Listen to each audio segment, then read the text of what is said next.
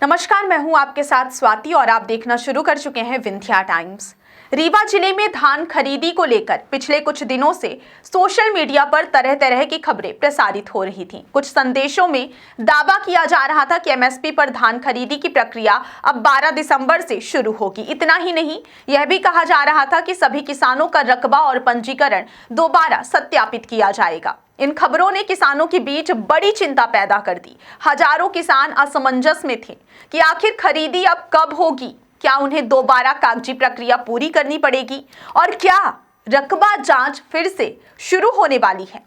लेकिन अब प्रशासन ने इन सभी खबरों को सिरे से खारिज कर दिया है। रीवा की कलेक्टर प्रतिभा पाल ने सामने आकर कहा है कि धान खरीदी में किसी भी प्रकार का बदलाव नहीं किया गया है। 1 दिसंबर से खरीदी पूरी तरह सामान्य, सुचारू और पूर्व निर्धारित कार्यक्रम के अनुसार चल रही है। उन्होंने कहा कि पंजीकृत किसान अपने बुक किए हुए स्लॉट के अनुसार खरीदी केंद्रों पर पहुंचे और धान बेचे। सभी केंद्र सक्रिय हैं, व्यवस्था ठीक है और उपार्जन प्रक्रिया पूर्ण रूप से पारदर्शी है। कलेक्टर ने साफ कहा है कि खरीदी 12 दिसंबर से शुरू होने की खबर झूठी है। रकबा सत्यापन सभी किसानों का नहीं होगा, सिर्फ सिकमी और बटाईदार किसानों की जांच होगी, क्योंकि नियमों के अनुसार उनके मामले में जमीनी संबंधी दस्तावेजों की जांच आवश्यक है।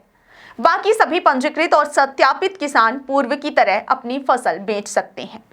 इसमें कोई बदलाव नहीं है। प्रशासन की ओर से यह भी बताया गया है कि हर खरीदी केंद्र पर तौल कांटे, पर्याप्त बोरे, परिवहन व्यवस्था, रिकॉर्डिंग स्टाफ, सुरक्षा व्यवस्था, भुगतान की प्रणाली सभी कुछ समय रहते सक्रिय कर दिया गया है, ताकि किसानों को किसी भी तरह की दिक्कत का सामना ना करना पड़े, किसानों की भीड़ ना बढ़े और भ्रम की स्थिति ना बने। इसलिए प्रशासन स्लॉट बुकिंग व्यवस्था को सख्ती से लागू कर रहा है। जो किसान जिस समय का स्लॉट बुक करके आएंगे, उन्हें उसी क्रम में फसल बेचने का मौका मिलेगा। पटवारियों, ग्राम सचिवों और कृषक मित्रों को निर्देश दिए गए हैं कि वे गांव-गांव जाकर किसानों को सही जानकारी दें। रीवा प्रशासन ने स्पष्ट किया है कि सोशल मीडिया पर चल रही अपुष्ट खबरों पर भरोसा ना करें।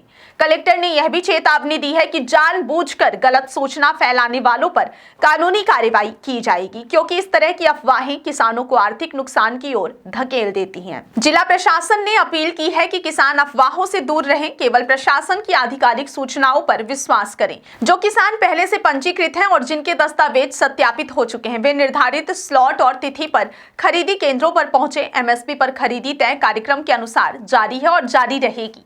रीवा जिले में धान खरीदी को लेकर किसानों के बीच जितना भ्रम बना था, वह अब खत्म हो चुका है। प्रशासन ने साफ कहा है कि खरीदी में ना कोई देरी होगी, ना तारीख बढ़ेगी और ना ही किसानों को किसी अतिरिक्त प्रक्रिया से गुजरना पड़ेगा। सरकार की ओर से किसानों को एमएसपी का लाभ समय पर और पूरी पारदर्शिता के साथ दिया जा रहा है। तो कुल मिलाकर एमएसपी पर धान खरीदी को लेकर जो भी गलतफहमी बनी है, अब वह दूर हो चुकी है। तो किसान निश्चिंत रहें, अपनी फसल बेचें और सरकारी व्यवस्था का पूरा लाभ उठाएं।